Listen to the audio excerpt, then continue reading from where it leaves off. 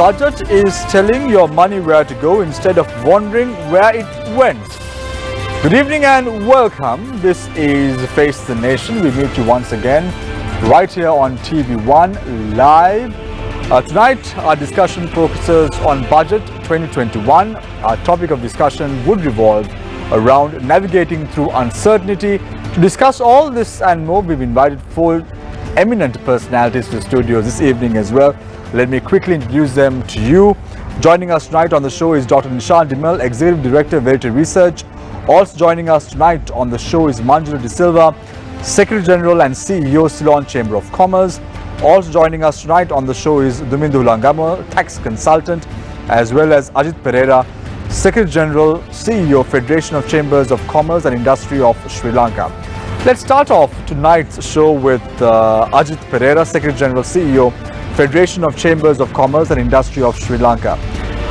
Ajit, interestingly, this budget speaks a lot about the SME sector, the small and medium enterprises in Sri Lanka. How do you view budget 2021 in terms of the SME sector in the country? Right. Let me first of all thank TV1 for inviting me for this important discussion. And as a preamble to the budget, this discussion, we see the FCCI-SLC, and this is the budget presented to the Parliament after 2018, so after a lapse of 2 years, and also it's the first budget under the new government. And the most important thing we see is, for any budget, they spell out the policy guidelines and the changes to the tax structure. And but something unique is in this budget, that what we really appreciate, that when the government announced that the tax structure they introduced to the budget will be there for 5 years. So that consistency in this tax structure is something we see that would really instill the confidence in the business community. So to answer your question about the SMEs, there are quite a lot of opportunities provided by the budget where the SMEs can grab the opportunities. And at the moment, SMEs are not doing very well. It's not a secret. Okay, and the COVID-19 impact on the SME is severe. And if you also look at that, the SME's contribution to the export structure, when you compare with a country like China, it's about 50%. Even India is about %, but the Sri Lanka is around 5%. This is where we should focus on how to get SMEs to the exporters level, or to how we can make them the part and parcel of the supply chain to the bigger companies. I think there are some opportunities given by the budget. Ajit, you speak about a consistent tax policy being brought forth by the government in terms of budget 2021. However, we all are aware that the government is also speaking about reviewing trade agreements that were signed between other countries or even institutions. So this sends out a negative signal to attract FDIs to the country. How do you view this, Ajit? I think these are two things. One is the consistency with regard to the tax structure is one, but since the government has said very clearly they would like to review the agreements signed between countries, though it is not specifically stating about the trade agreements, we expect the government to review exactly the certain trade agreements which the Sri Lanka entered into. We are not opposed to any trade agreements, but we should actually do some analysis, since we signed up the first ever FTA with India since 1998, effective year 2000. What actually we have gained out of these things, whether the trade agreement has served our purpose. Okay, and for any agreement, whether it is a trade agreement or anything, to make it a successful venture. That's what we call the key success factors. Now in the ASEAN countries, the FTA works very well. About within ASEAN countries, there are about 35% intra-trade happening. In EU, it is about 65%. But in this part of world when we entered into agreement, it has not given the expected result. So I think it is a wise decision to not to oppose or to support, but first to review these agreements, whether it has met the expectations or how we could basically improve the line of thinking or the approach to FTAs. Thank you very much. Ajit Pereira, Secretary General, Federation of Chambers of Commerce and Industry of Sri Lanka. I now move my attention to Dumindu Hulangamo, a tax consultant. Dumindu, interestingly, Budget 2021 speaks a lot about consistent policy as far as the tax regime is concerned. What are your views? You've been in this game for a very long time and you know the nuts and bolts of how a budget takes place and how the government implements the budget proposals subsequently. Do you think that this is a feasible budget given the fact that Sri Lanka is right now spending a lot of money on debt? Your time starts. Yes. So, Shamir, with regard to the tax policies, all the changes were done at the beginning of the year. So, if you all of us know the kind of reductions of income tax, corporate to personal, the increasing of thresholds, the reduction of the VAT rate substantially from 15 to 8%, the abolishing of MBT and ESC were, I think, in my view, monumental and substantial changes which no government had done before. In my view, in one budget, I had never seen such changes, budget or otherwise.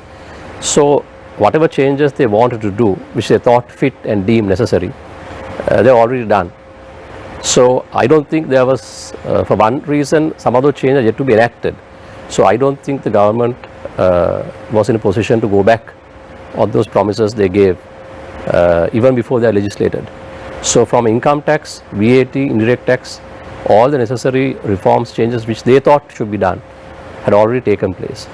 So, in this budget, obviously there was nothing that was going to come, which we all knew, except for two references to taxes. One is the special goods and services tax, which I think is a consolidation of existing taxes, which is not significantly different what it was before, and the introduction of an insurance premium for COVID relief, which might be a 0.25% equal to the ESC people paid probably. So that's why it has been consistent. A lot of people expecting, in a relative sense, can they hold on to these reductions and whether there can be an increase. Now, whether the consistency is something that we have to see in the future is going to happen. Now, I only hope and pray that they can hold on to this low tax regime.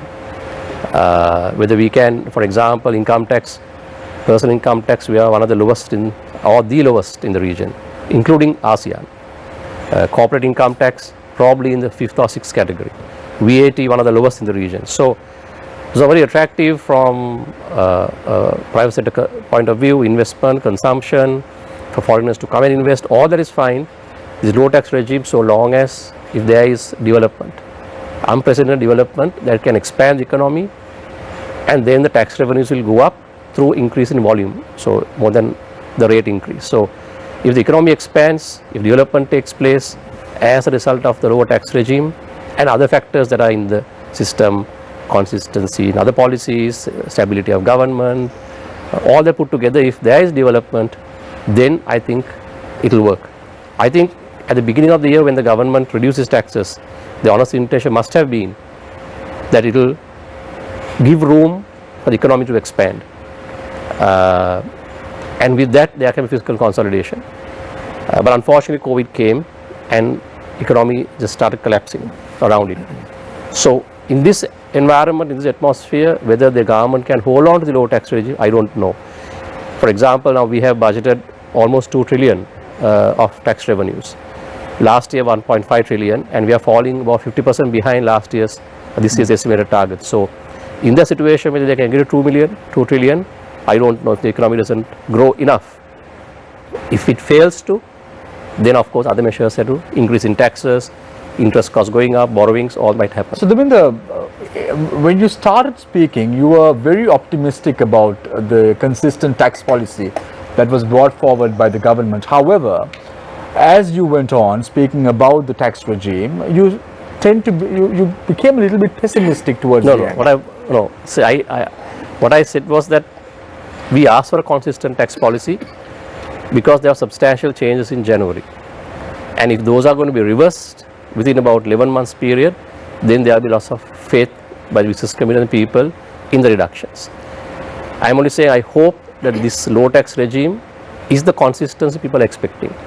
So if the low tax regime to continue, the other factor, the economy must support it. That there has to be development, there has to be consumption, there has to be FDIs. With all those put together, if the economy expands and develops so that you get a huge volume of transactions from which you can collect revenue, then the government can be consistent. But if they are unable to maintain the revenues that they expect, obviously taxes will have to go up. Then the consistency will not be there. Thank you very much, Dumindu Langam, a tax consultant. I now move my attention to Dr. Nishan Dimel, Executive Director and CEO of Verite Research. Dr. Dimel, interestingly, the budget 2021 speaks a lot about taxes. If you look at the income tax rates, advanced income taxes, tax relief measures to facilitate post-COVID-19 economic recovery. It speaks about value-added tax, maintaining those levels, special GST, duties and fiscal levies on imports, and also the COVID-19 tax of 0.25% of the turnover to be contributed to a proposed insurance fund.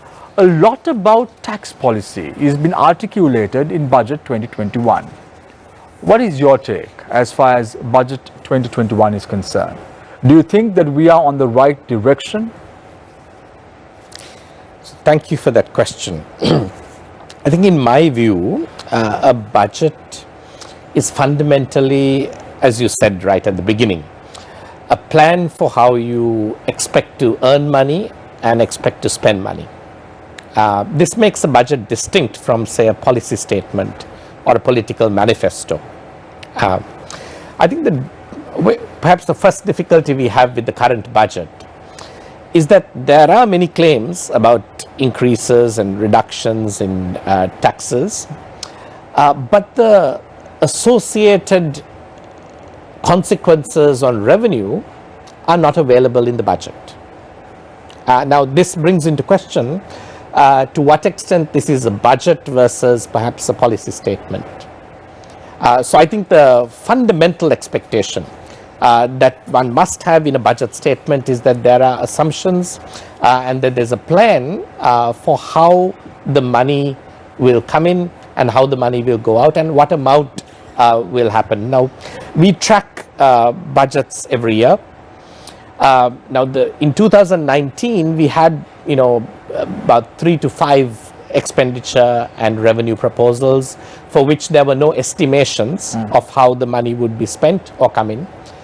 In this particular budget, for each we have over 30 proposals for which the budget itself doesn't provide an estimation of where the money will come from or how much money will come in or how much money will go out on the proposal. So I think we have a fundamental informational problem when we look at the budget, because it doesn't meet the expectations of a budgeting. The money is not where the mouth is, so to speak. But Nishan, most of the speakers that we've had on this show during the last 2 weeks clearly articulated the Sri Lankan budget proposals that are brought forward is a policy framework in which the government intends to tell the investor as to where we are heading in the next financial year. Do you disagree with that statement? I think that in a budget you expect more than a policy framework. You expect a policy framework in a manifesto. You expect a policy framework in the President's speech to Parliament. That's how Parliament is opened. In a budget, you expect to hear how the government is able to make that policy meet reality. So you don't expect to just see wishful thinking. or speculative ideas. You expect to see concrete plans based on analysis, based on assumptions, that gives you a sense that this is doable and this is possible. So I think that's why we look for the numbers when we look for a budget, and we also look for coherence. For instance, now if you take the budget estimates that are before Parliament, they give you substantially different numbers on many areas than the budget speech. The budget speech itself gives you different numbers to the annexures in the budget speech, which suggests that there is a lack of professionalism in putting together the budget. There are too many contradictions within the budget speech itself, too many contradictions between the budget speech and the estimates presented to Parliament. I want to emphasize that this is not new. These problems have existed in past budgets of Sri Lanka, have been noted very well by the Committee on Public Finance in the past few years. We just see them in an amplified way in this budget also. And I think that is a serious cause for concern with regard to confidence and credibility of whether this is a budget that can actually be implemented in the way that is set out. Because even a policy statement, if it lacks credibility and if there is no confidence, then it's very difficult for people to respond in a way that is consistent with that policy and to expect to see it unfold in the future. Thank you very much, Dr. Nishan Dimel, Executive Director of Verity Research.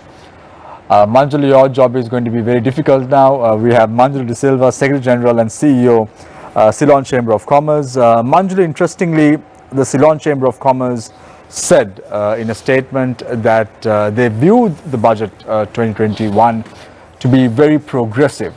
However, you've heard three speakers before you. One spoke about giving an amber signal to the investor to come in and invest in Sri Lanka. One spoke about not being able to implement the tax policies consistently in the longer run, was very pessimistic about it. And then you also heard another speaker speak about the issues with regard to contradictions in the numbers. And why would the Ceylon Chamber of Commerce think otherwise? Yeah, we called it a business-friendly budget since, in fact, we usually the day after the budget, we have a meeting where we get a representative group of people from the membership who represent private sector companies just to get their view. And the collective view was that there was a lot in it for the business community. And then the budget touched a number of areas which we consider are areas of significance to the business community and also to the economy as a whole. So if I just may touch on some of these key areas. I mean, one is investment, because we are at a time when we want to move out of being a debt-dependent economy to a more investment-oriented economy. So from that perspective, it's very important to stimulate investment, be it from foreign investors or domestic investors, supplemented by some form of public investment. So there we felt that there is a lot in this budget. I mean, quite a wide range of tax benefits have been given, targeting different thrust sectors of the economy. I will not sort of go on to list them. There are quite a few. If I may just give one or two examples, there was a 7-year tax holiday for the renewable energy sector, a similar holiday for areas like boat building, a whole lot of different incentives, even for the agriculture, livestock and fisheries sector. There was a 5-year tax break. So many areas there was a focused attempt to stimulate investment, right, which is absolutely important at a time like this when we want to move away from being dependent on debt. And at the same time, there was a lot of focus on the export sector as well. Because see, in an environment like this where we cannot rely too much on tourism and on remittances, because these have been historically two major sources of foreign exchange. Now we have to rely more and more on investment on one side and exports on the other. And we saw that focus even on the exports, because one of the important kind of limitations the export sector was facing in the recent past was the import restrictions. But this time in the budget it was clearly stated that the imports that are needed for the export sector, particularly for garments and some of the other export oriented industries, will be relaxed, and the import duties brought down as well. Right. So, Manjula, my next question to you is, Sri Lanka is forecasting a minus economic growth this year. However, Prime Minister Mahinda Rajapaksa's speech articulates of a 6+ economic growth next year. Cooked up numbers, possibility or unrealistic? This year, I think everybody understands. No, I'm talking about next year. Yeah, that it's going to be a dip. So when you look at next year, you have to also look at it in the context of a bad year. So it's going to be a recovery after a dip. So therefore, 2021, the chances of an upswing is very much a possibility. Of course, everything depends on how we tackle the COVID situation, which is the unpredictable factor. I mean, which I would say like is the kind of the elephant in the room, like, you know, which we cannot ignore. No, because I'm posing this question to you mainly because Dr. Harsha De Silva, who is also an economist, spoke about the budget speech and also about the growth rate of Sri Lanka next year. And he said that apart from China, all the other countries in the region have forecast a negative economic growth, apart from Sri Lanka, which has forecasted a positive economic growth. So my question to you is this a possibility? Because we just heard Dr. Nishan Dimel saying whatever you see in the budget speech is contradictory to the annexures of the budget. And then you heard Duminda speaking about whether or not these tax policies will be able to withhold the negative impact that Sri Lanka is going to have in the longer run. So is this a possibility? Is this realistic? 6% plus probably would be the highest economic growth after the end of the war in Sri Lanka. Actually, all over the world, I mean, there's a general consensus that after the dip in 2020, the world economy will bounce back. Actually, most countries are predicting recovery in 2021. I think India is estimating a GDP growth of something like 8%. That's what is expected. Of course, it depends on certain assumptions. That is, that you would come out of this COVID situation fast, and that is also on the back of a dip. So there is always that recovery element in that. Thank you very much. So I think even the IMF, I think maybe Nishan can confirm, even the IMF and the World Bank both project a positive growth for Sri Lanka in 2021. In fact, the IMF prediction, if I am not mistaken, is very close to what the central bank has projected. So there is a fair amount of consensus on that. I think what everybody is worried about is, of course, what the outcome will be for 2020. Which is, I think, very likely to be negative. Thank you very much. Manjula De Silva, Secretary General and CEO of Ceylon Chamber of Commerce. I open the floor for questions from our journalists. Onto my immediate right is John Fernando. Onto my immediate left is Zeenat Muzaffar, as well as Tarusha Kumar Singh, who joins us for the first time on Face the Nation. So giving you all the backing on your first show. Tarusha, will start off with you tonight. Thank you, Shamir. It's a pleasure being here with all of you. My first question is aimed at Dr. Nishan Dimel.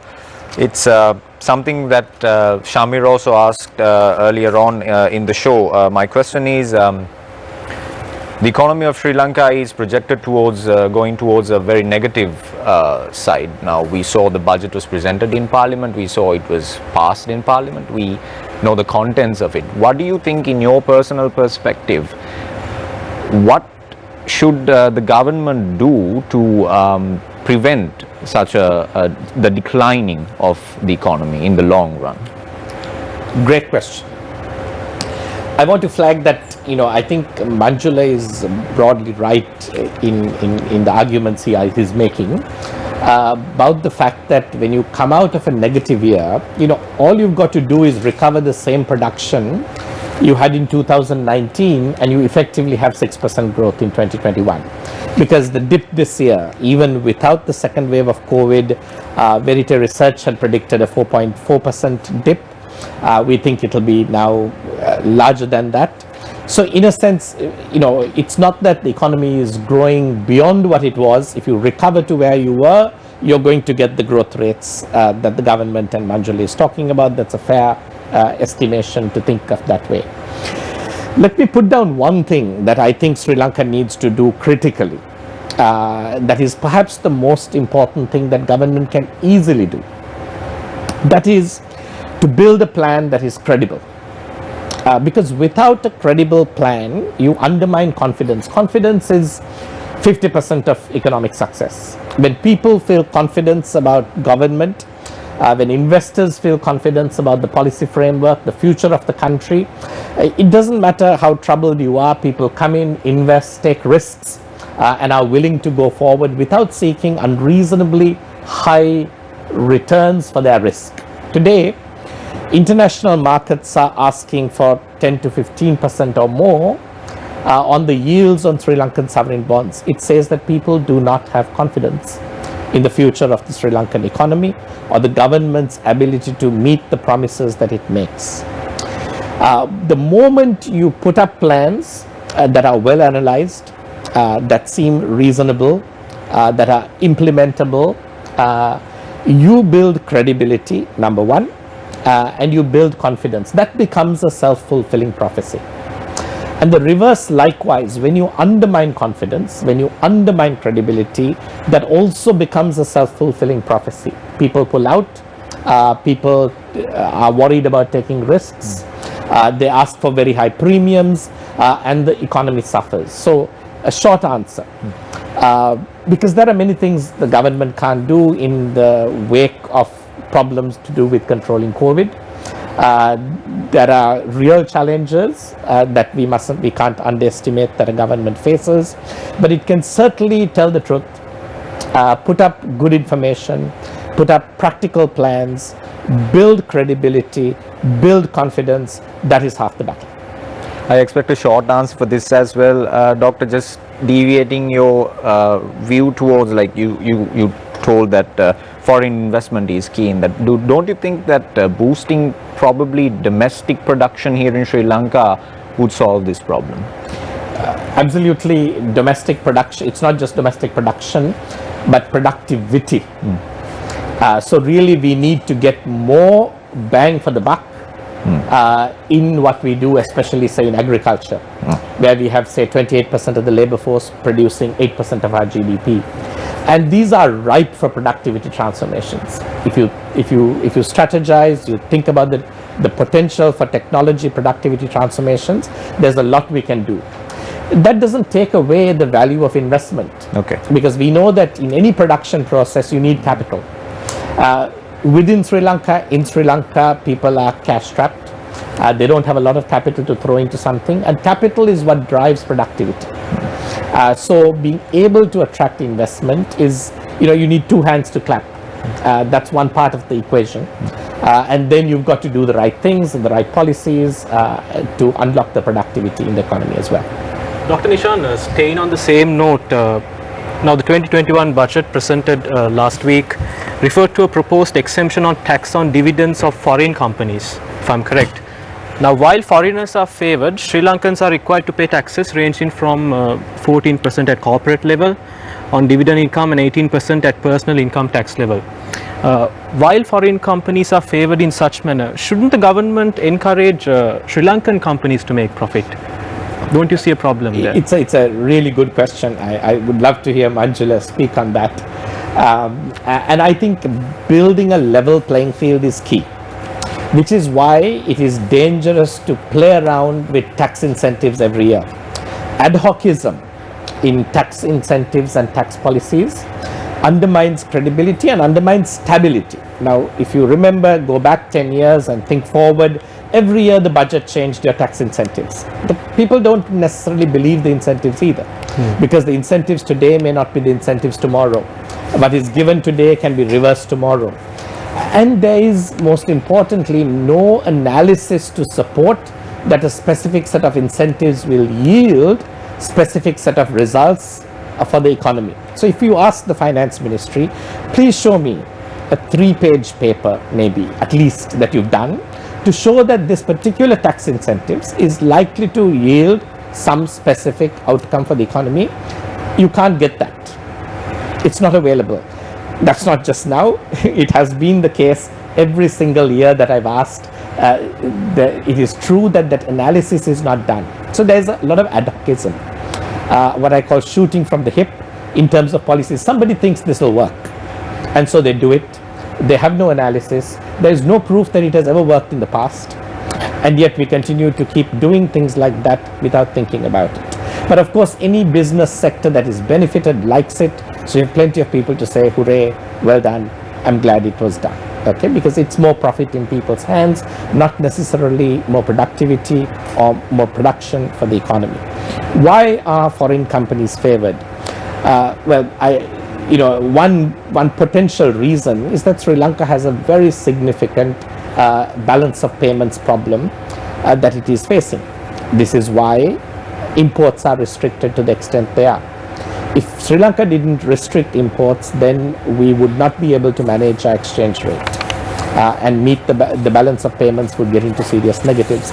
So what you see today is a series of incentives for dollars to flow into the country and make it attractive for people with dollars to come and invest. But of course, what you do is you create an unequal playing field and you discriminate against local industries, while the rest of your policy claims, and this is what I say the contradictions and the incoherence, is about promoting local industry. So I think you have pointed out to a very significant issue, that this kind of ad hocism of jumping from one approach to another without coherence is not really credible or confidence building for Sri Lanka, and that is the concern that I have. So Duminder, interestingly, let's talk about the personal income tax level. The first 3 million to be only taxed 6%, next 3 million to be 12%, and the balance to be charged with 18%. And one of the key factors of the previous regime was to collect income tax, open as much files as possible, and to broaden that tax regime amongst majority of the people in the country. Do you think this mix is going to work for the government in the longer run? Well, reduction in tax rates and broadening the tax base are two different things, although they have interconnection. Now, if you look at the previous government was on a fiscal consolidation path, which is good in the sense that they were trying to increase the revenue collection as a percentage of GDP to about 14%, and they brought the new Inland Revenue Act, etc. So what they did was that they increased the tax rates to 24% from the previous rates. Concessions were taken off, everything. Now, with regard to individual income tax, what this government has done is that whilst they increase the thresholds and also reduce the tax rate significantly and expanded the bandwidth, they also said there is no requirement to withhold tax, whether it's dividend, interest or PAYE. But those who have incomes exceeding 3 million can either opt to pay on a self-assessment basis, or they can go on what is called advance payment of income tax, similar to PAYE. In both these instances, they need to open a tax file. So without opening a tax file, you can't pay your income tax, your income on your employment, income on your interest and dividends. And that is based on an electronic format now, an e-platform. Yes, so for the individual, still you can go on a manual form if you want to, and that might continue for some time because all the provinces are not connected yet properly. But to answer your question, on the one hand, one can say, okay, we have now made it compulsory for everyone to file a tax return, whereas on a withholding system, there was a requirement to file a tax return. It came from the source itself. So you can argue both ways, right? One can argue and say a withholding system has greater compliance. Why? Because the person who's making the payment is responsible for the tax if he doesn't deduct. So all your employment, for example, employment income, they employ withhold the tax and send to the government.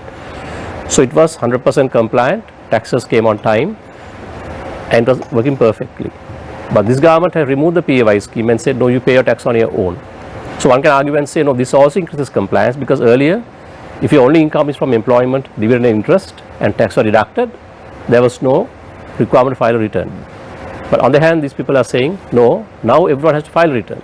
So with that, we increase compliance. So you can argue both ways, But in my view, if you ask me, the previous system was better. It was easier for the employer, for the bank, and the company that's paying the dividend, and the bank that is paying the interest, to go on a withholding system. It was simpler to administer for the government, simpler for the taxpayer who did not have a file return. So are you trying to say that based on this new tax system, every individual who's working in the private sector has to go to the income tax department, open an income tax file, and then file their taxes accordingly? That's right. Correct. If your income is over 3 million, you need to do that. So what happens if your income is not more than 3 million? Then then you don't pay tax at all. So then what about the threshold between that amount so if of the first 3 million is exempt from income tax, whatever sources it is coming from, whether it's employment, interest or dividends or rent or whatever, if up to 3 million is exempt, next 3 million is taxable at 6%, the next 6 million, second 3 million is taxed at 12% and the balance at 18%. So if you exceed 3 million, you need to open a tax file and file a return. But in Sri Lanka, the majority of the people are earning less than 3 million. Yes, you're right. Actually, since you asked that question, I can tell you, when the threshold was 1.2 million, before it was increased to 3 million, the exempt threshold for employees was 1.2 million and for others it was 500,000. Now, when employees at 1.2 million, if I remember correct, there were about 275 to 300,000 tax files or other PAY contributors, no tax files, for 300,000 PAY contributors. The moment it was reduced or increased to 3 million, I just figured up to 50,000. So you can see the gap in income. So the moment you increase the tax-free threshold from 1.2 million to 3 million, more than 75% of the people do not pay income tax earlier who were paying tax. So broadening the base is a different issue. Broadening the base is where you bring everyone who's taxable into the tax net. Now, increasing the tax rates or reducing or increasing the threshold is a different issue. So by increasing the threshold, you might get a lot of people out of the tax system. So you can't broaden the base anyway. So now, if you're talking about this balance 18%, you have to at least earn more than 1 million Sri Lankan rupees monthly. No, less than that. It's 9 million. Yes, 1 point. You're right. Yeah. 3 and 9 million. So based on the figures that I have with me right now, Duminder, interestingly, there are only 1,000 people in Sri Lanka who earn more than 1 million Sri Lankan rupees. Yeah. So the government is shooting on their own foot. So I think the people who are paying more 18%, over 1 million rupees of declared income, I'm saying, is maybe about 1,000 to 1,500 people of declared income. There will be undeclared income also. So as Nishan said, the government is trying to shoot from the hip. Yeah, it could be. Just to answer the question he asked on dividends, yes, you're right. So actually the dividend exemption was granted in January, not in this budget. All they mentioned in this budget, I don't know why they mentioned it, because the blanket exemption for dividends for foreigners was given in January.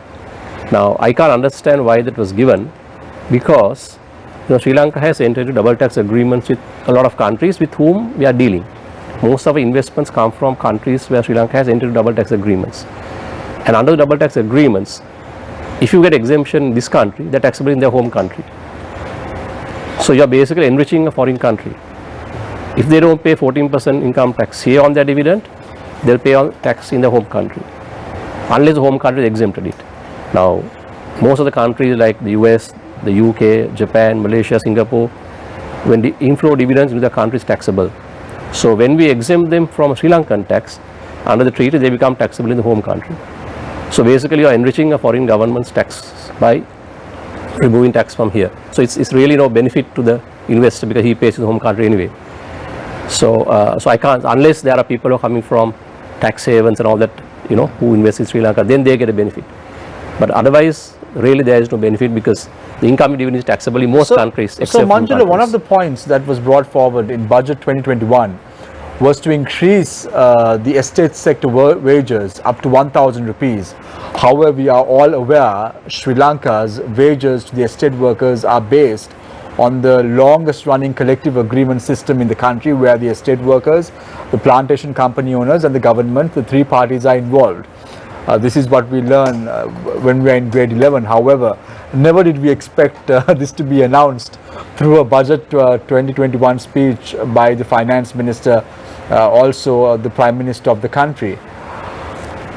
Can it be done through a budget speech, or was it just shooting at the stars, thinking at least you will end up on a treetop? Let's take our best bet and see whether it's going to work. The government's policy is very clear.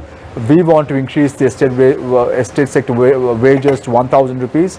If the plantation sector companies are not willing to do so, let that be put aside, and then let's not discuss about it any further. Yes.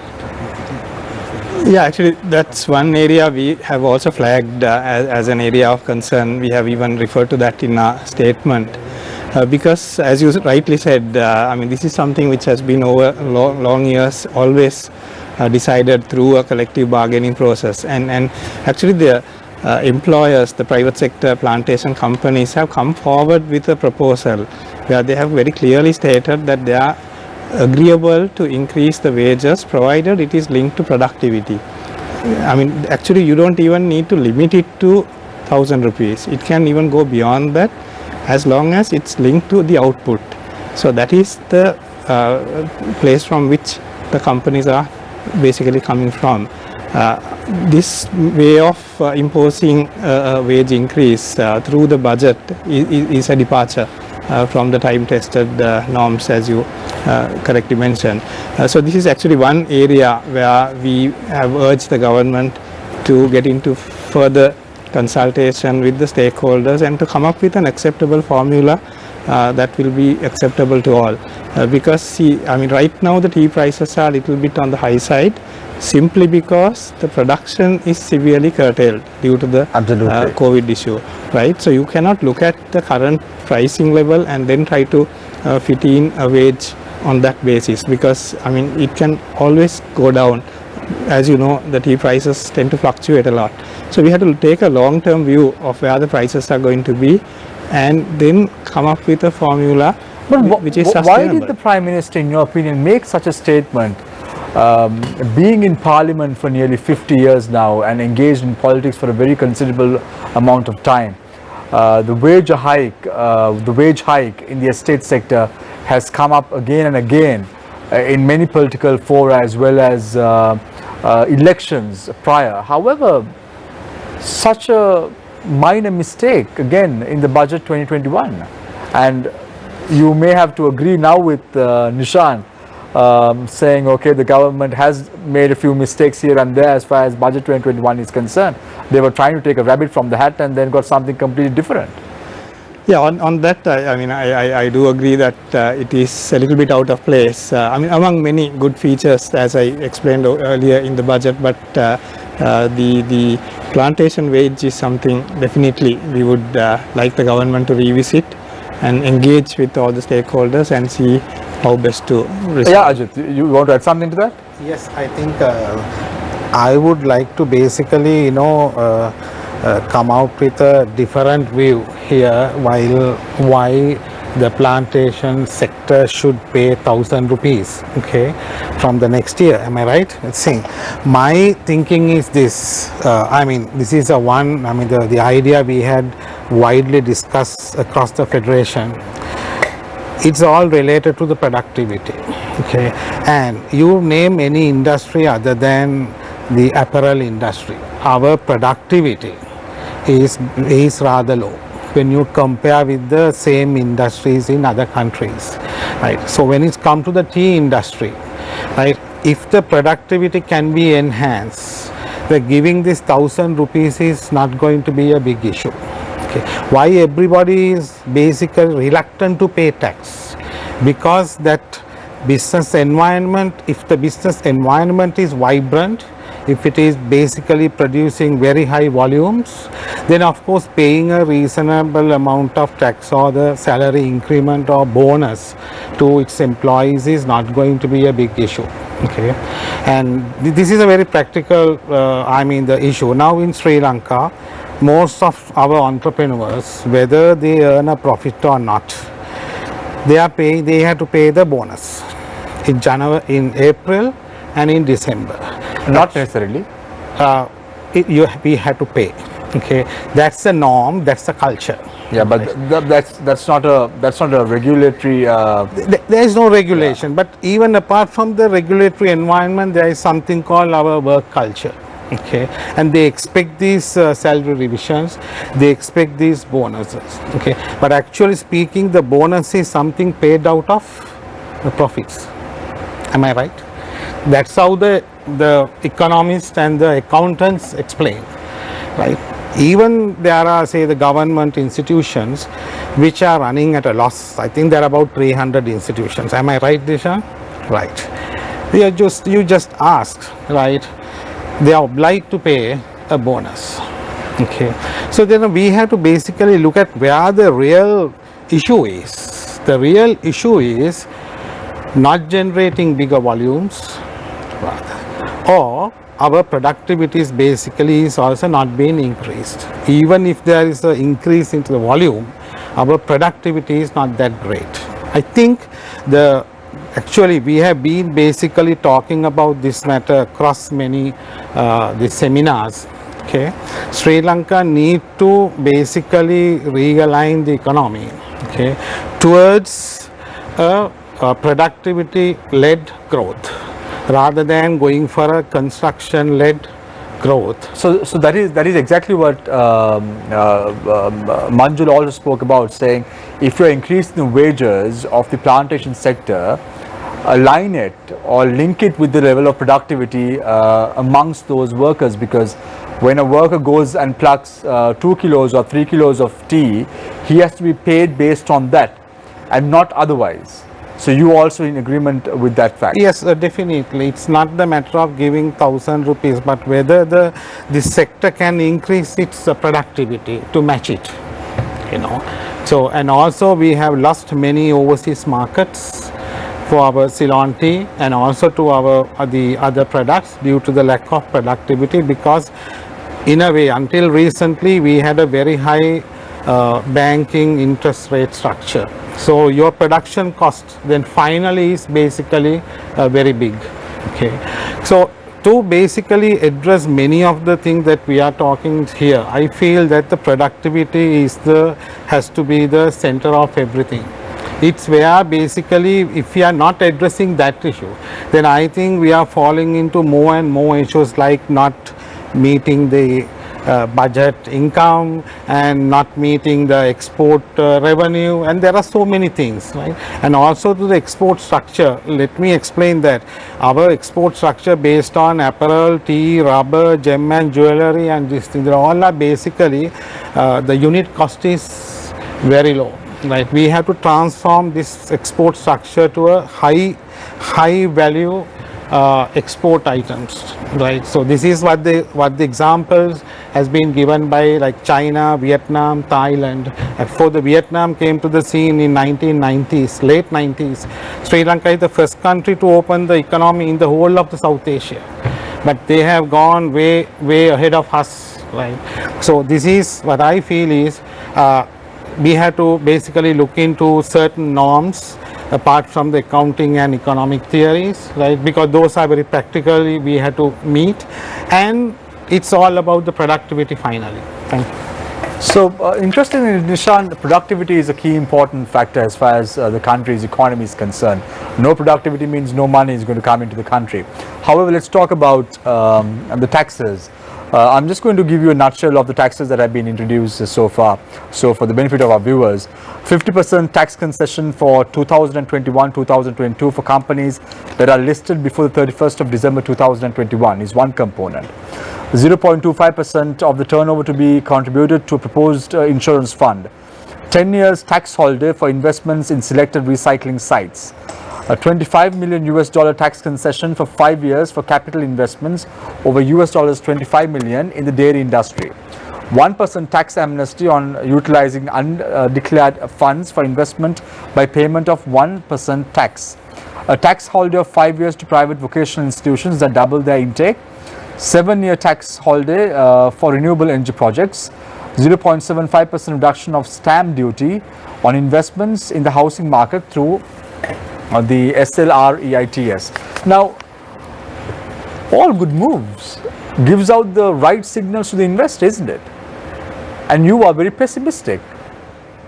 Why? It's the same thing I said earlier. Now, I would ask you, why do you say they are good moves? You must say they are good moves based on two potential ways of analyzing. You think that certain private individuals who, you and I are related to would be enriched by this, or you could think it's a good move because the economy of the country is enhanced by it.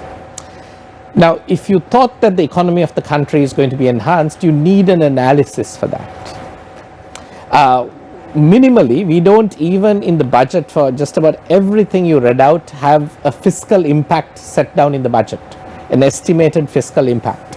Some are positive, some are negative. So there is actually no estimation of fiscal consequence, and there's certainly no estimation of economic consequence. So I'm not saying they're bad moves.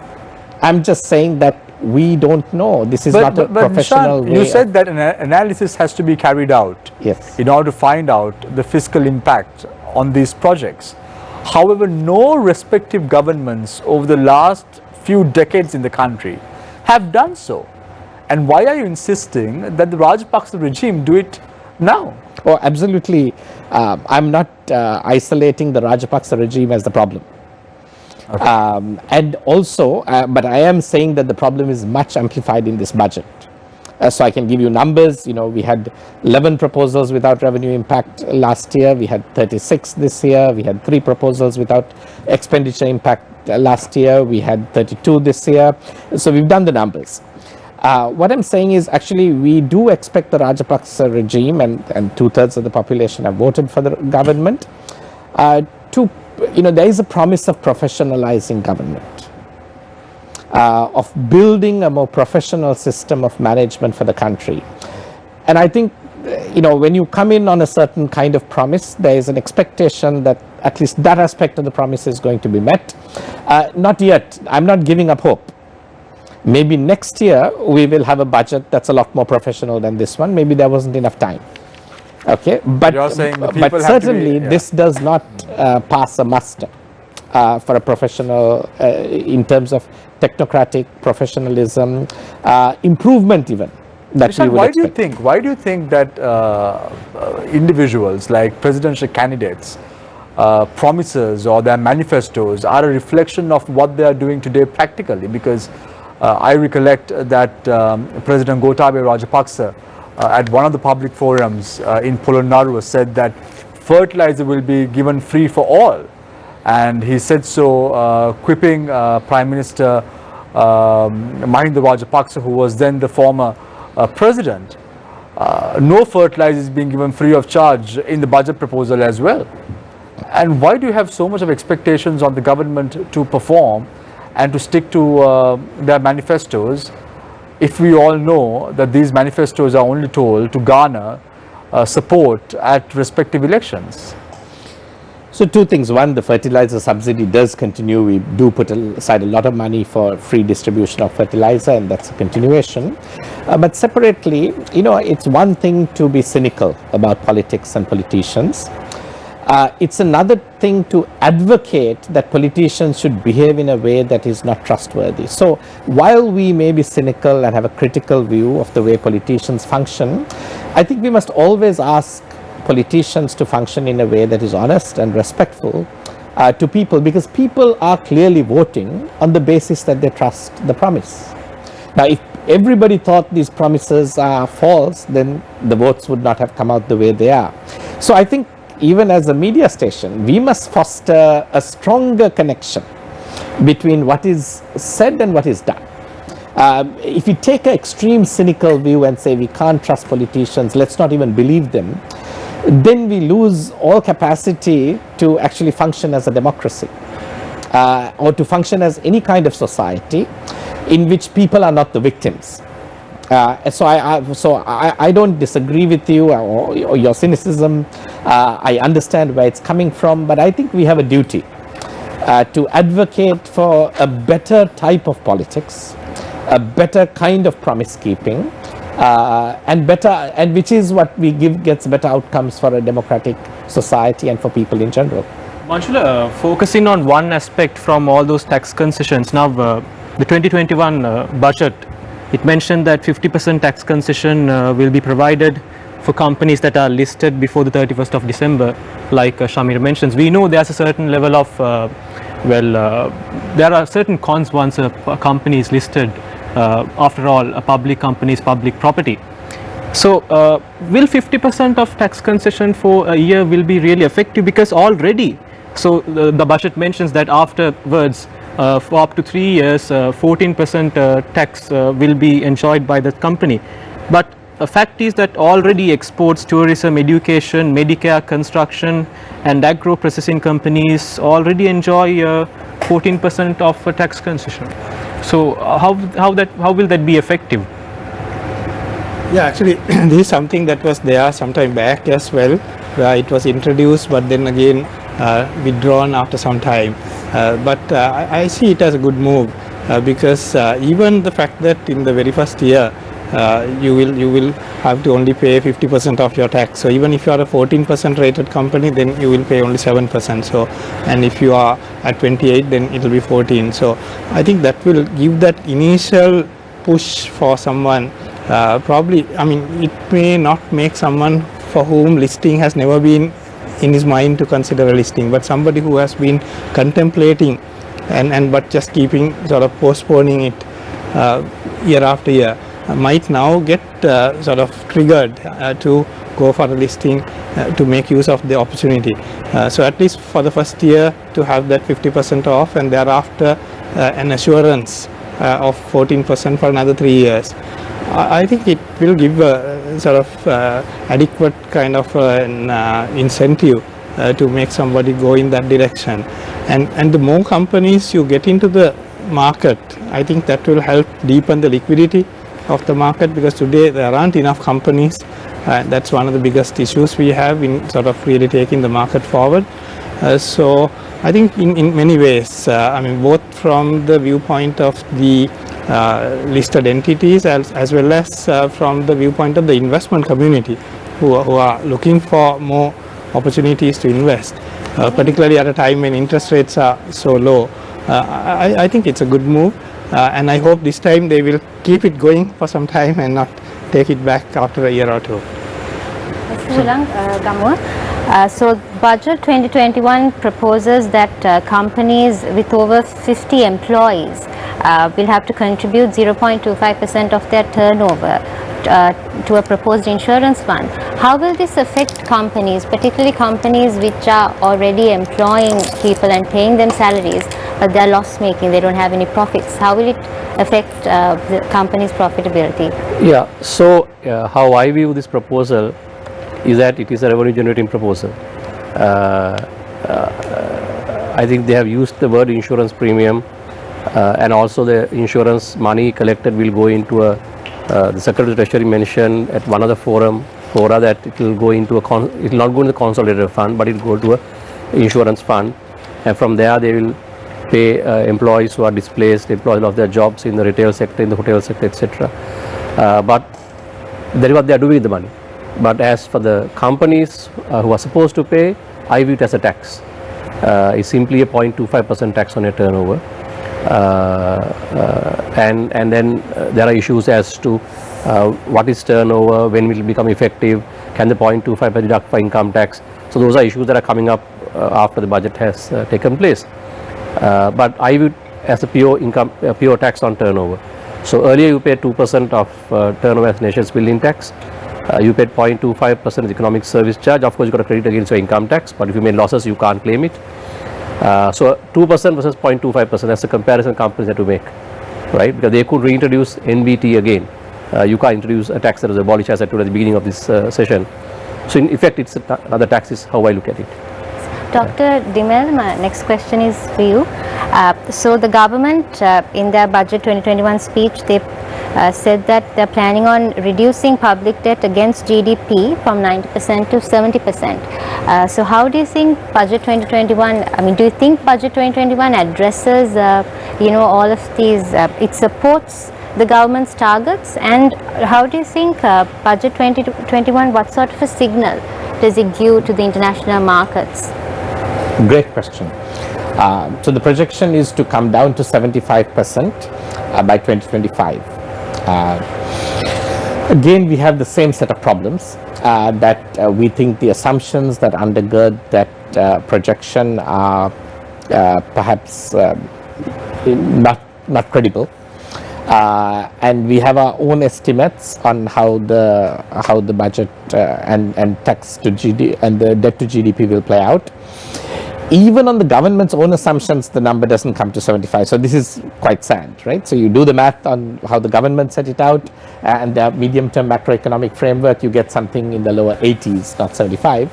But that framework is not credible or reasonable for various reasons, like revenue is expected to increase to 14% of GDP, while there's a commitment to keep taxes as they are for the medium term. Now, these two things are not impossible to marry. We have our own estimates that says that debt to GDP will be at least a little over 100% for the next 5 years. That there is really no path by which the government can bring it down below that. However, the real danger is that it will get to be much higher. Today, the interest payment alone on the existing debt is over 60% of revenue. That means for every tax rupee that the government collects, 60 cents is paid just on interest, not on capital repayments. More than 60, I'm just giving you the lowest possible number on this one. And that number is likely to remain that way going forward, even with what the government is doing. So the government is doing some looking at a path here where it has managed to reduce local interest rates quite substantially. So if you listen to the government's own approach, it's a sensible approach because you are effectively shut out of international markets. People are not willing to lend to you. People see Sri Lanka as a debt default risk. That can be seen in the yields on the secondary market, which are above 10%, sometimes above 15%. So effectively, the international markets are closed. So this is not, it's a sour grape strategy in a sense. It's not, even if we wanted to borrow from international markets, we can't. It's way too high.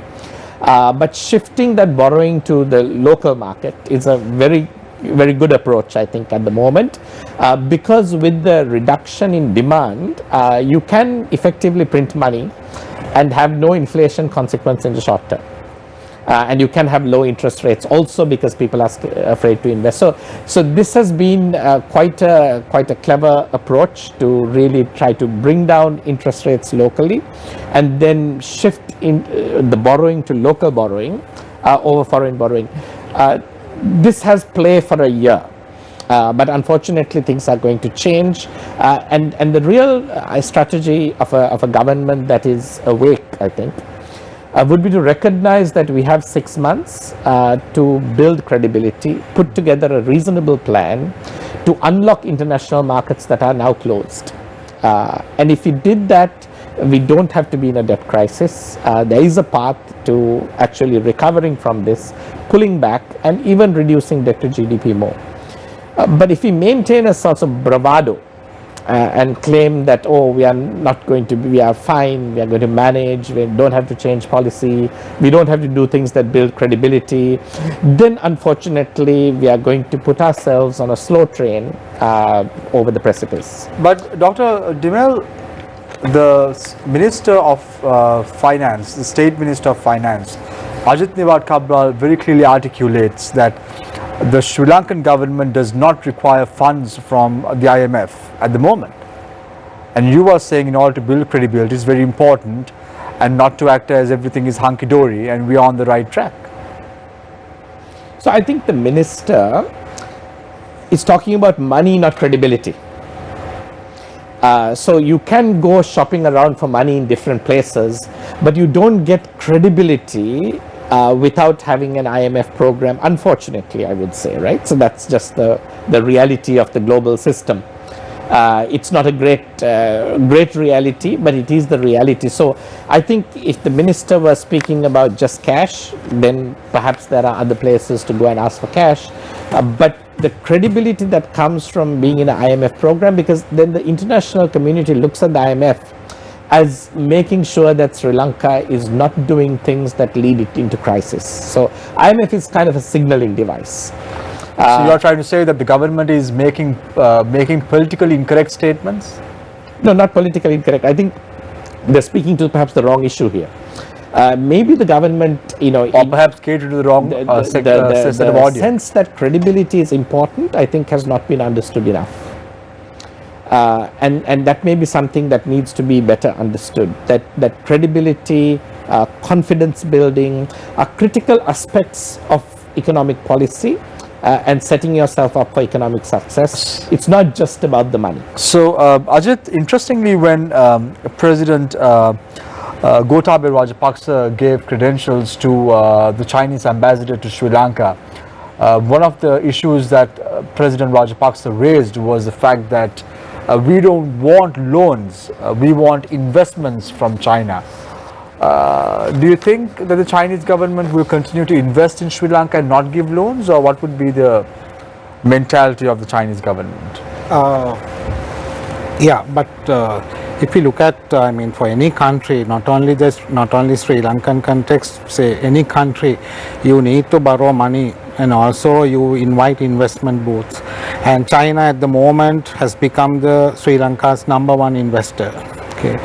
And but the Chinese loans have paid, I don't think it's more than 20% of the total loan portfolio.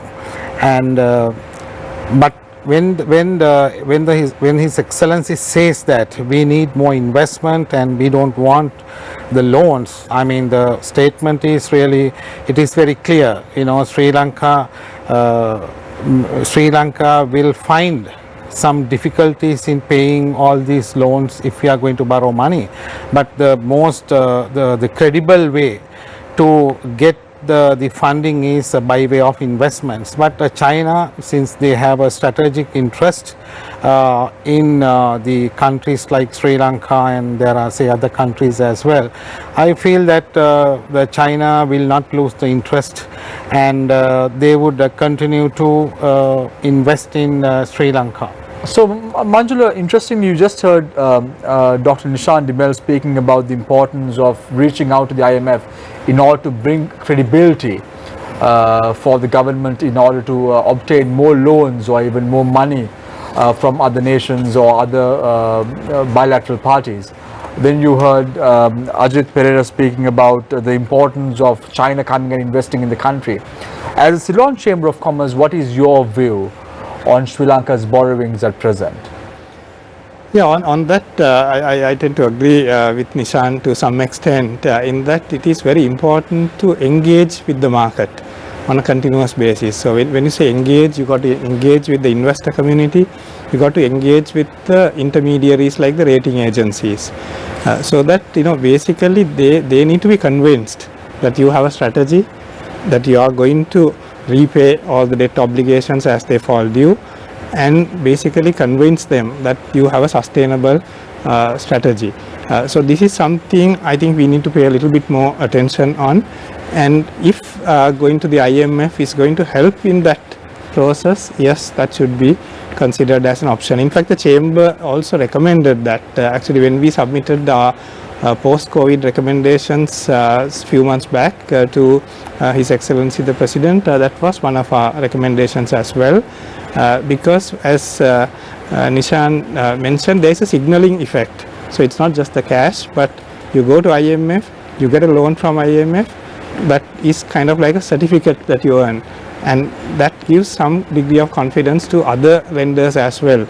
So simply for that reason, sometimes in a situation like this, to get into an IMF program may have its benefits. But that is one element. But at the same time, it's also important that you engage with the investor community, with the rating agencies. You spoke about import restrictions that have been clearly articulated in Budget 2021, and we saw a statement coming from the EU just days after the budget announcement was made, stating that not to restrict imports from EU member states coming in for Sri Lanka to ensure that there is free trade across the world. How do you view this? Yeah, I believe the import restrictions were actually brought about as a temporary measure simply to overcome the current pressure on the currency. So I think the leaders of the government have also on many occasions clearly indicated that this was only a stopgap measure, that in fact I think a couple of times it was mentioned that it was something that was done reluctantly. So I believe already we can see some of the restrictions being gradually phased out. Because right now there is no talk about importing vehicles to Sri Lanka. However, vehicle spare parts have been relaxed with taxes at the moment. What's going to happen to vehicle imports, Manjula? Yeah, I think in that equation, when you really sort of look at what is most essential to what is somewhat less essential or something that can be considered more of a luxury down the road, I think there are certain items like for instance very important inputs, raw material, machinery, equipment, spare parts. I think these are some of the things that first need to be addressed, and I think gradually you can see with some of the recent Gazette notices, little by little they have been relaxing some of these items. But because of this reason, because of bringing down this import restrictions on vehicles, there is an artificial increase in second-hand vehicles now in Sri Lanka, which should not be the case, and this has made it less affordable for people to even purchase a vehicle, despite the fact that there are lower interest rates at banks. Yeah, certainly, but then you got to also balance this along with all the other pressures. I mean, see, at the same time, if the currency were to depreciate significantly as a result of a lot of dollars flowing out, what would that, what kind of impact would that create on the cost of living, on your debt sustainability? So, I mean, if you were in that hot seat, I'm sure you would have probably taken that same decision. So, Dhumendra, interestingly, we saw that the government's idea of bringing this following payment subject to a maximum of 100,000 rupees per month or 1.2 million per annum is deductible in calculating the personal income tax. Example, health expenditure including contributions to medical insurance, educational expenditure incurred locally, payment of interest on housing loans, contribution to an approved pension scheme, expenditure incurred for the purchase of equity and or security. Now, we saw a similar system being introduced by the Mahinda Rajapaksa regime for quite some time previously. However, this has now been reintroduced in the 2021 budget again. So this means it's not just the 3 million threshold that we're talking about a threshold of 4.2 million. Am I right? Yes, you're right, Shamir. I can't remember whether we had qualifying payment reliefs numbering so many reductions. Not so many, but housing loans I think one of the from what I remember aspects. up to 2014, by about 2011, the government got rid of all deductions from employment income because it was made a scheduled form of tax and once and for all tax. So with that, you could implement a reduction scheme. So I think about 10 years ago, they got rid of these deductions from income tax, these similar deductions. So this year, it was introduced again in January. As this is all as certain relief measures given as a package. It came in January with other taxes. This also came as a relief for self-employed or any person who's having expenses that will income those items that you mentioned, up to a 1.2 million deduction. So all that was given, as I told you, the intention of expand the economy. I mean, this is when people spend on healthcare, when people spend on insurance, you spend on investing in the stock market or in private shares or whatever, you can get reduction, means you create demand. So this was actually injection that was given to the economy at that time, to spur growth, to encourage growth, encourage people to consume and to expand the economy. So that was a bit of artificial support they gave. But they're doing it this time again as well. So this is nothing new. So this is again what was mentioned. This is all a reiteration of the January policy. So what was in the annexure in the budget speech this time was all what was mentioned in January, because it's not made into law. They brought to the budget speech. So there was nothing new from January to now. The only two new items that came from January to now is the insurance that she mentioned and the special goods and services tax. But otherwise, there is no other tax change other than this item. So Duminder, there are a lot of executives who are watching this show tonight, and one of the reasons that they would probably watch this show tonight featuring you is the fact that to know how must they file their tax returns. So tell the viewers who are watching us, watching Face the Nation today, as to what areas they should be conscious about when filing their tax returns for beginning January 1st, 2021. So for now, I can give free advice. For now, only at this forum, Yes. Yeah. So an individual will have four sources of income. He can have income from a business, investment, which includes interest or dividends. Business will be a self-employed business for individual, right? And his income from employment. So investment will include rent, interest or dividend, and employment income. Those are the four sources a person will have. So you aggregate all four, and you first get your assessable income. So you aggregate all four sources of income, and if it's less than 3 million, you don't pay anything. But if it exceeds 3 million rupees, by how much? For example, you get 10 billion rupees for a year. Then you estimate your tax for the whole year. Then if you have expenses that you are going to incur on this item that you mentioned about insurance and all those things, you can deduct that from your 10 million. So deduct 3 million, deduct 1.2 million, assuming you claim the entire amount for the whole year. Then you have a balance of 5.8 million. So that is your estimated taxable income for the whole year. So you have the option of paying it in 4 quarterly installments, starting from August, November, February and March. So you estimate your income for the whole year to be about 5.8 million. That's the estimate you have to do yourself. Then you make the first 1/4 of that payment you can make in August, another 1/4 in November, 1/4 in February, and the balance in May. And by May, if you have come across some other income which you couldn't estimate, there is the option of paying the balance before September or the following year. So that's how you basically compute your tax and pay. So how is the government going to track all this? Well, the government introduced what is called the Revenue Administration Management Information System for the corporate sector. So for personal tax, it was not. Well, if you want, you can file under the e-filing scheme, but you can be manual as well. So tracking this is difficult. That's why I told you, whilst we encourage more people to file tax returns, bring them to the tax net to verify their incomes and to see who's paying, who's not. On the other hand, if you don't have a mechanism, as with the infrastructure or software system or computer system set up to track the transactions, then people can default. That is why a PAY system, a withholding on interest, withholding on dividends was working effectively, because the chance of default is less on those sources of income. And now we have put on a self-assessment system. Unless you have the checks and balances and a good computer system to track the transactions people carry out, very difficult to monitor it. So an individual who has been taxed right now through the corporate system, where when the salaries come in, they are being taxed. So starting 2021, they have to file their own tax returns. Yes, starting 2020 actually. 1920 is what they brought in January. So this year of assessment, there are 3 months, there are January to March.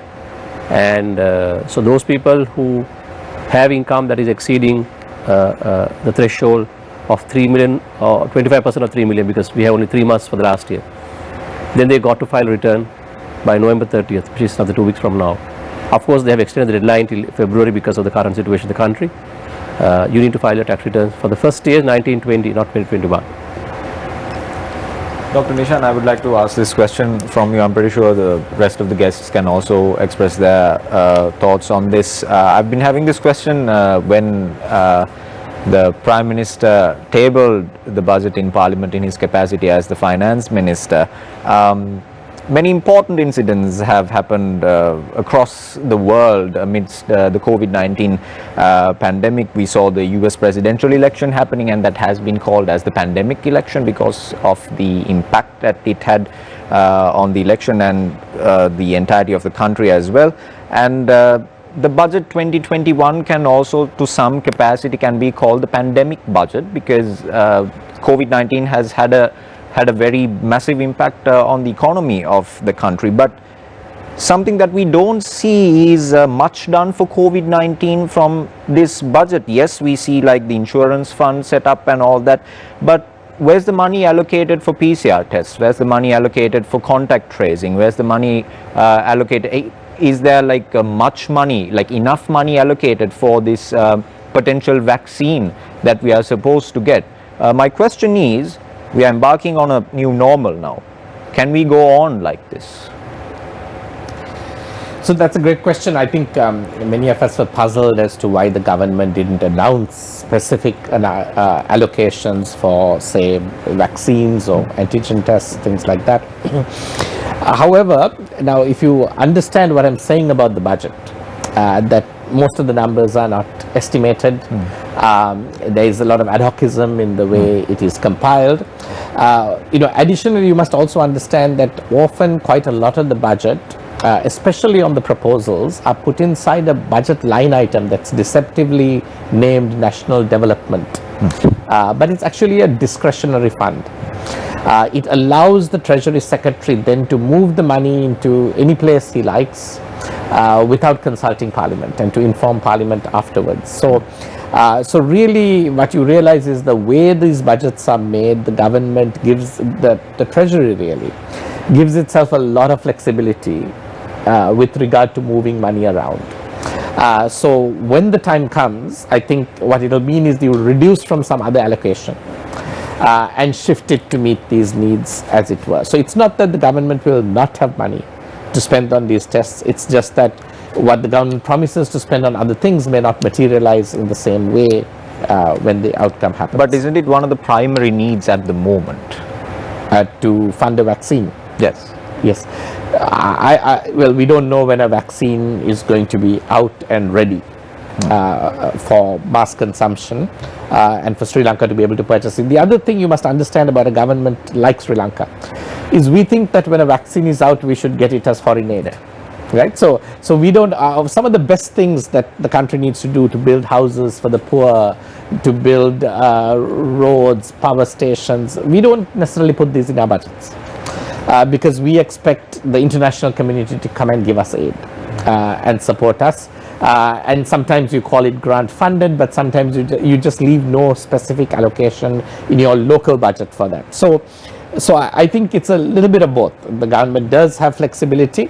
Government expects foreign assistance, so it finds it easier then to demonstrate an allocation in other areas that will be popular. And as I've said, the budget is clearly not a statement of where the money will go, as I think you introduced it at the beginning, but more a political positioning and appeal to society about the government's concerns for them. So they've chosen to emphasize certain things, I think, over others, and you must look at it as a communication strategy, not necessarily a strategy on managing the finances of the country. Dr. Dimel, do you think amidst the COVID-19 pandemic going on and unemployment is on the rise, businesses are crashing, so amidst all of this, do you think the government in their budget 2021 has put forward proposals that would provide sufficient fiscal stimulus for economic growth? So government has put 6% of GDP in capex, that is capital expenditure on infrastructure, which is quite high. Usually what happens is when other things get squeezed and revenue doesn't come in the way you expect to manage the deficit, you take the capex budget down. So this question of fiscal stimulus, really I think there are two aspects to that. One is that, can the government spend in a way that gets the economy going, builds confidence.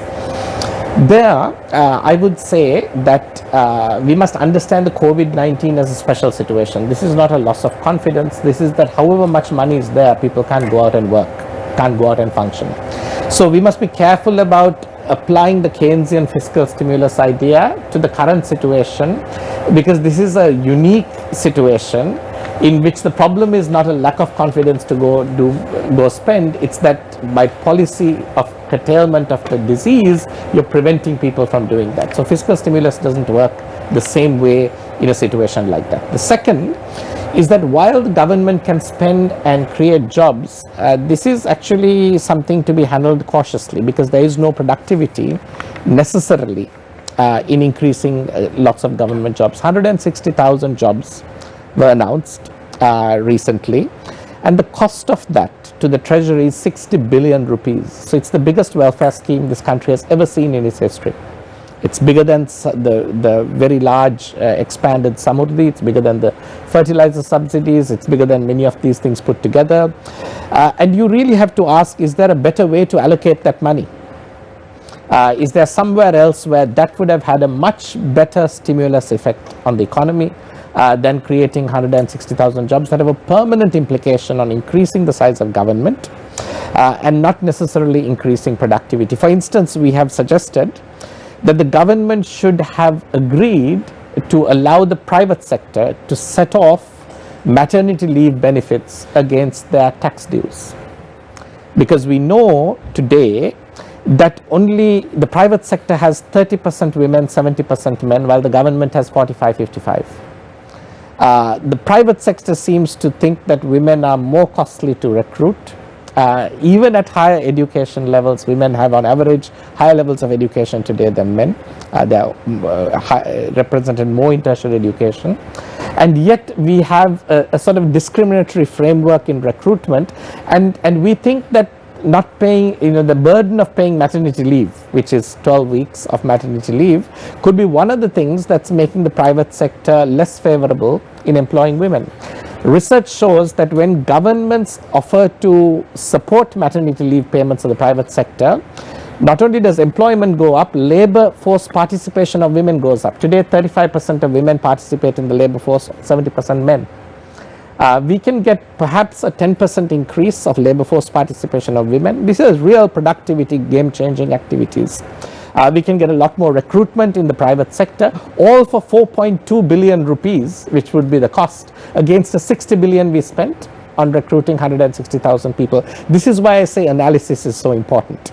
Without analysis, policies that are done can be extremely suboptimal and not solve the problems that you think you're trying to solve, when there are other opportunities to solve those problems and do more. So really we have a crisis of analysis. And for that you mustn't blame the politicians, okay? So you may blame the politicians for not putting up the system right, but really we have an unprofessional bureaucracy that is not generating the kind of analysis and thinking, because the same bureaucracy that made VAT what it was 3 years ago shouldn't want VAT to be 8% today. So it's either the bureaucrats are not making the decisions, which then is a problem if you don't have a technocratic approach to these decisions, and when the analysis is not available, it's very easy to make poor decisions and have poor outcomes as a result. So Manchula, interestingly, the government says that expand the contributions of the diplomatic missions for economic diplomacy in the budget proposal 2021. However, we know most of the ambassadors who are in various countries in Sri Lanka at present are political appointees. What would they know about economic diplomacy? I think actually speaking for the chamber, we interact very closely with all the Sri Lankan missions abroad, and I must say maybe barring one or two exceptions, most of them really support the chamber as well as the relevant authorities in the trade arena, like the Department of Commerce and the EDB and so on, in sort of really trying to engage with the potential buyers in those countries, sometimes through the respective chambers in those countries. There's quite a lot of work happening. Probably this has not been sort of maybe adequately publicized, or it has not been sort of too visible in a way. Actually, even I discovered a lot of what was happening only after I joined the chamber. So there is a fair amount of work. Of course, it can improve because even during the time the country was locked down, actually we organized so many webinars by which we were connecting some of the local exporters with buyers from different countries, mainly through the facilitation of the Sri Lankan missions in various markets, and also with the support of other chambers in those countries. So I think the focus on economic diplomacy is very important, because we can see how the foreign missions in Sri Lanka operate as well, because they reach out to us a lot, and you can see how focused they are on commercial activity. So that focus is very important, but it's already happening, but an area we can maybe take it forward. Yeah, I think I would also like to add what he said. Some time back, the foreign services was basically meant for the foreign services, which is just very less relationship to the commercial side of the world. But I think we see that last few years especially during this pandemic, that thinking was basically gradually getting changed, and our federation had conducted, like the Manjula said, many webinars during the pandemic with the assistance of the Sri Lankan the missions in abroad, and that was really great to see that they are also falling into the to this system, and it is very encouraging, and we found no difficulty in working with them. Actually, that's basically the change of thinking, that they had realized that basically the other than the normal activities they have, that they should get. One of the allegations leveled at the government at present is, Ajit, that they have not considered the ripple effects of one aspect is the collective bargaining that is going on in the estate sector. One is also the importation of ginger and turmeric have been completely terminated to encourage the cultivation of those in rubber as well as coconut lands.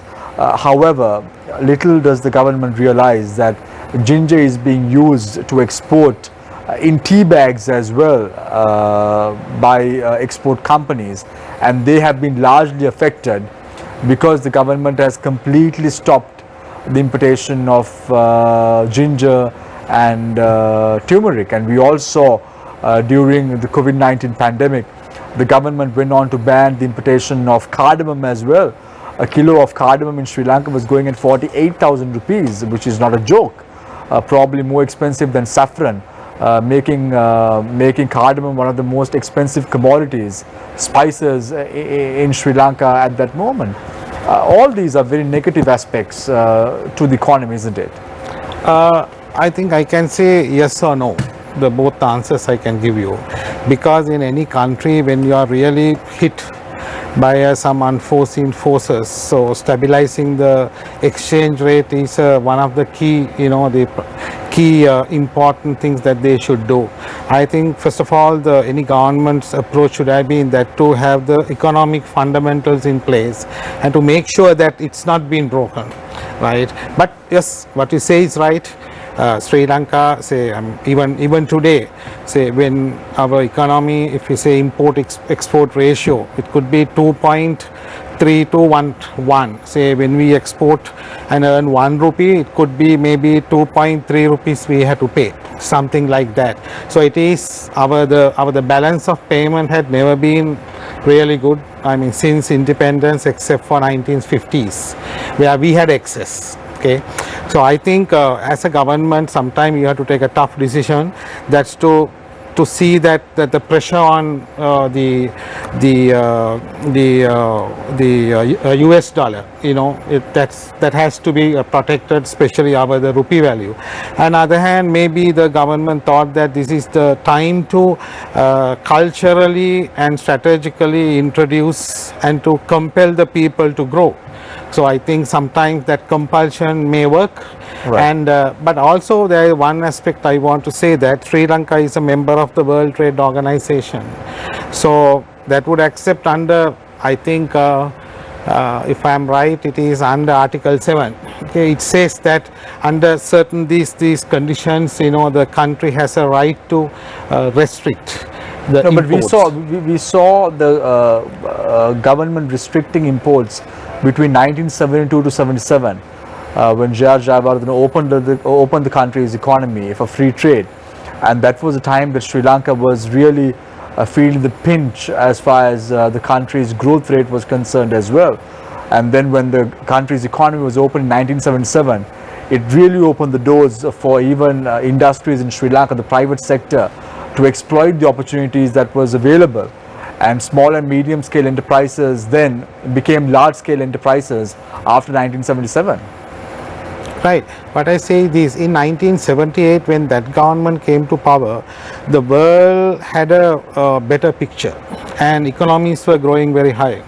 And so when we introduced Sri Lanka to the investors, we naturally got the best attraction, the first country in the whole of the South Asia to open the economy. So I mean that was our the selling point, and it was a very attractive thing to do.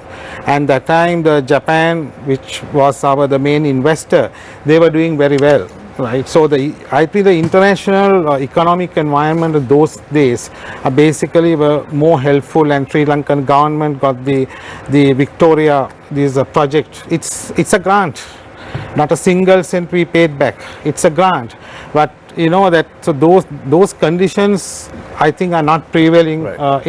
at this point of time. So I want to very quickly move to Duminder before I open the floor for the final round on Face the Nation tonight, where we speak about navigating through uncertainties, budget 2021. Duminder, the economic service charge was abolished with effect from the 1st of January. The nation building tax was abolished with effect from the 1st of December 2019. Do you think that budget 2021 have introduced these taxes once again in the guise of another name? The pack has been shuffled, but the jokers remain as it is. I would say to an extent, the nation's building tax, as I told earlier, was about 2%, and the economic service charge was 0.25% the last, or 0.5% rather.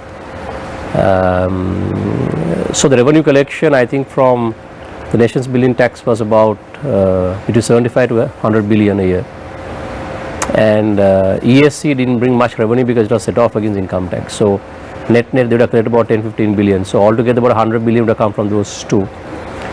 But from this 0.25 of the insurance premium that they are trying to collect, I don't think it will be anywhere close to 100 billion. So it might be margin, I mean, I don't think it will be very high. If I compare against a company that had a turnover of about 60 billion, it will come to about 160 million. And the same company would have paid about 750 million previously. So it is about 10% of the original of NBT and ESC lost. So I don't think they sort of supplemented that with the new tax. The insurance premium is, as I told you, the word insurance premium is used, but it's a tax. So 0.25% of the 2.5% they lost is coming from that.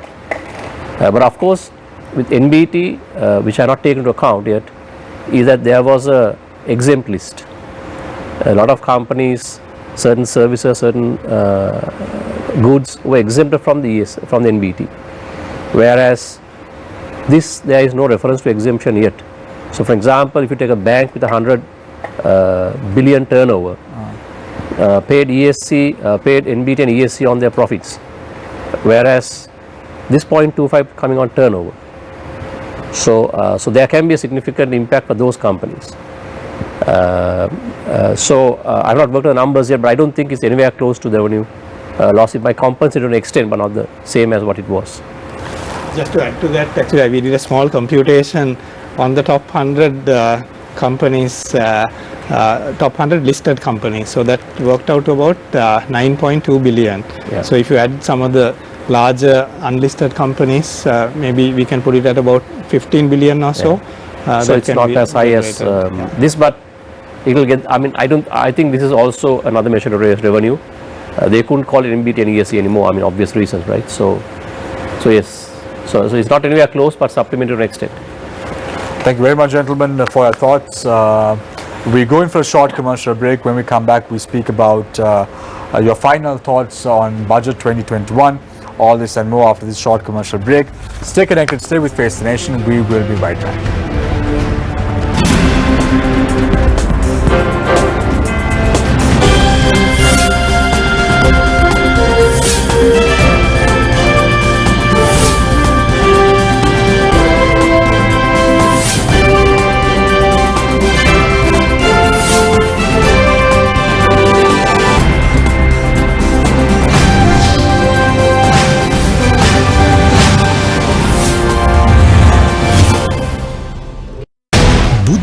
අමතන නාලිකාව වන්නේ සිටිජිය කාලීන සංවාද වැඩසටහන. At the end of 14 days, want the people on the government, the council on foreign affairs. සිතන්න පුළඹවන නාලිකාව. Then nothing will change. So if I go back to my part. පොලී ගෙවීම විශේෂ ඉතාම විධිමත් සැලැස්මක්. ප්‍රශ්නවලට පිළිතුරු. you served there. I served there for 3 years and I'm very proud to have served. The government is doing something. No, because our argument is very steadfast. ගැටලුවලට විසඳුම්. හැම සතයක්ම විගණනයට වාචනය වෙනවා. වටක් විදිහට මේ වෙලාවේ අපි කරන්න හොඳ දේවල් මොනවද? ප්‍රතිශතයන් තියෙන විදිහට කාන්තාවන් ඉහළින් ඉන්නවා. සීතල වැස්ස වගේ මුණුසුම් අවුවත් ඉතාමත් වැදගත්. But several injured animals were found dead today. සංකීර්ණත්වය සරල කරන සත්‍යවාදී ක්‍රියාන්විතය.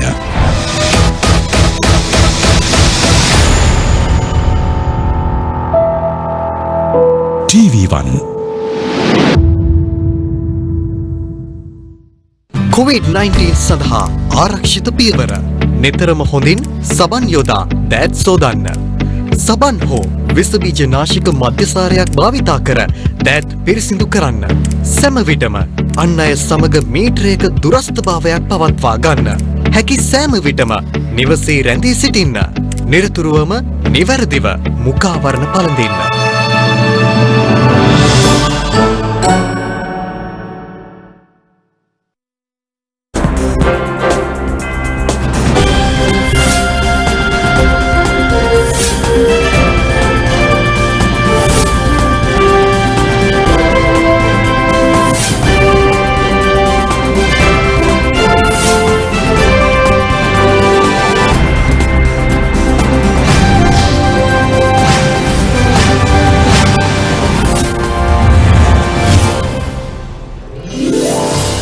Welcome back. This is Face the Nation. We are in the final round. We start off the final round with Dumindu Hulangamo, tax consultant. How do you navigate through uncertainty as far as Budget 2021 is concerned? Your final 2 minutes starts now. Well, as I told you, Shamir, I have been involved with post-budget analysis plus pre-budget discussions for the last 20 years or so. And every budget is similar to this in my view. There are a lot of uncertainties in every budget. There are a lot of expectations the governments have, a lot of expectations they give to the people, and also largely politically driven. So every budget will have drawbacks. I have taken part in discussions with you over the last so many years, right? So every time we discuss the same thing, new taxes, what will happen to revenue, what happened to expenditure, if this is not there, what's going to happen. So I think all governments take chances and take risks in predicting the revenue, in predicting the expenditure, and hope for the best. And if you take the revenue estimates over the last 10 years, I don't know whether Nisha will answer that question. Over the last 10 years, I don't know how many years they have met the revenue estimate. They have fallen short of revenue. Last year was 1 year, I think, where the government was able to meet the revenue estimates, rather this year. But expenditure always exceeds. So I think, in my view, to answer your question, every budget has a lot of uncertainty. Every budget needs a lot of clarity, and it's only a direction that is given, and then we have to work and see how it's going to work out for you. But and also every budget has been given tax incentives. I mean, from the time I remember, every budget has been focused on tax incentive. Whether it is evaluation as to whether what the outcome of that incentive, I don't know. But everyone has been giving successive governments some kind of incentive every year to industry. How much of it is materialized also I wouldn't know. But I would say, for example, if you look at the incentives that have been offered in this budget to manufacturing medicines, to powdered milk, to all those areas where they are expecting high investments, my view, taxation alone, Shamir, won't drive business and industry and investment. You need a lot of other macroeconomic factors. Also, you need the economies of scale, and also you need to have the supply.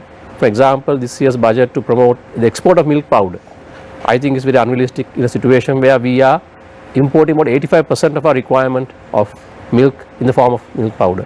Countries like New Zealand, Ireland, they produce in excess of their demand, and they can just flood the market with milk powder if they want to. And so in a small country like us, where we can't even produce our national requirement of milk, we can't go in milk powder. So those are very ambitious objectives. But at the same time, there are ones that are really targeted towards encouraging domestic manufacture and domestic industry. I mean, I also must say I have a role in the Ceylon Chamber with Manjula. So we have been always advocating to make and promote domestic industry and manufacture, but not on subsidies, not on tariff reductions, but based on competitiveness. And that has been our drive. And I hope, and because of that reason, however much incentives you give, if there is no economic benefit nationally that you can get from manufacturing the product, people are going to invest in that. So with those comments, I want to say that every budget that I have seen over the last 20 years has a lot of uncertainties. Every government has done good and bad. And I hope that this government, the objectives they have set out in having a low tax regime will continue. It's in our interest as well. So as private sector, we also must make sure that we make use of the opportunity the government has given us. If you squander this opportunity, if you don't make the investments, if you don't grow the economy, if you don't comply with the tax regimes, then the government will be compelled to increase taxes because their revenues go down. So not only government, we as private sector also have a role to play. Thank you very much, Dubindu Langamo. Well, tax consultant. We now move our attention to Ajit Pereira, Secretary General, CEO, Federation of Chambers of Commerce and Industry of Sri Lanka. Thank you. Yeah, if we look at this budget, we feel there are some great the targets and ambitions in it. But yes, I mean, whether from a minus economy to all of a sudden to jump on to 6% is basically really a challenging thing. And but we hope that you basically come out with the set of proposals which is to be implemented fully. Why I am telling this is, in most of the previous the budgets, actually I think I am coming to tell what Deshan also said. You implement a budget this year, but next year are we going to, or at least is the government going to do a impact analysis? How much actually recovered, how much actually spent, and what is the real impact on the expected or the ambitious fields? That's, I think, in other countries it is happening, but maybe in the private sector certain institutions happen, but on the part of any government we don't see any official document to that effect. I think that is a must, that if we are going to navigate and monitor and to push all these figures, to achieve these figures. And another matter is, I like to say is, this is something our federation was basically trying to convince the successive governments. Now we are all talking about the economy on the land, which is I believe square kilometers 65,600, something like that, right? But nobody is looking at the sea, where we have a exclusive economic zone, at least by law, which is 8 times bigger than this landmass. Okay, that means that extent is about square kilometers 517,000. It's a huge economy, right? At the moment we only we think, okay, the fishing only has to be happen, but there is a lot of economics within that. But I think the Sri Lanka being an island which is surrounded by the Indian Ocean with the exclusive rights, and also we have a right to go up to 23 times in a time to come, right? So Sri Lanka's real the strength or the momentum actually should come from that area, okay? And also Sri Lanka has done a lot of deforestation for the purpose of development or whatever, right? Now it's only officially only say 17 to 19% of the land is still being covered by the forest, right? So I think that these things that we would be happy that this government understand this and to implement the new economic angle where we could basically move forward faster than what we are doing now. Thank you very much. Thanks a lot, Ajit Pereira, Secretary General, CEO, Federation of Chambers of Commerce and Industry of Sri Lanka. Manjula De Silva, Secretary General and CEO, Ceylon Chamber of Commerce. Yeah, basically I would like to conclude with two requests that I would like to make. One request from the private sector and one from the government. The request from the private sector is that I think overall we have got a very conducive environment to invest today. I mean, the budget has introduced a lot of incentives. At the same time, we have a very low interest rate regime, one of the lowest we have seen for a long time. And political stability is pretty much assured for some time. So when you look at the scenario, of course, barring the COVID problem, which is something we cannot predict, but very likely it will pass off. When we are faced with this kind of a investment climate, I think the private sector also must step in and identify where it is viable to inject some capital and go ahead, invest, take risks. Because if you don't do that, as Duminda also mentioned, the government is relying on the hope that without increasing taxes, it can generate more revenue by simply having more growth in the economy. But if that doesn't happen, at some point in time, the government will be compelled to go back and start increasing taxes to generate the revenue that they need. So that is my message to the private sector. It is time to invest. And the message to the government is we can help the government in many ways. Actually, the chambers, the private sector, we can provide the analytical inputs that they need. I mean, as we discussed over the course of this discussion, I mean, there are areas that can be fine-tuned. We share the same goals as the government. I mean, all what we want is the same as what the government is also trying to achieve. So we are happy to provide our contribution if we are given an opportunity to do so. So that is the request I would like to make. If the government considers the private sector to be the engine of growth, they should do it. Partner. I mean, that's very important. Thank you very much, Manjula De Silva. Dr. Nishan De Mel, Executive Director and CEO of Fidelity Research. I think there are three kinds of problems that are a priority to focus on at this time. One is production and productivity that is geared towards export income. Secondly is employment and human security, because with COVID people have lost jobs and our social security system needs to be redesigned to actually look after people in the places where they are vulnerable. The old Samruddhi and other systems we have don't work so well. And thirdly, Sri Lanka needs to make sure that it doesn't become, the debt doesn't become unsustainable, as we're heading that way and we are in a very significant crisis to manage the debt, the balance of payments. There are three ways to look at a solution, and the budget can't solve all these problems. One is structural. Some of these problems require not solutions in the budget but structural problems. Why do we have so much agricultural post-harvest loss going up to 20, 30, 40%? This is not something to do with the budget, it's just rolling up your sleeves and solving. Why is public transport so weak in the country or has not improved for the last 30 years? These are structural problems that we can solve quite outside the budget.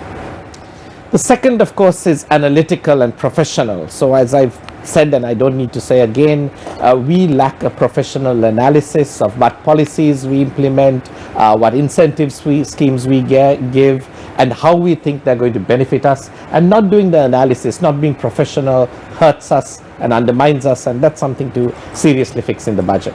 And last, it's about being credible and building confidence.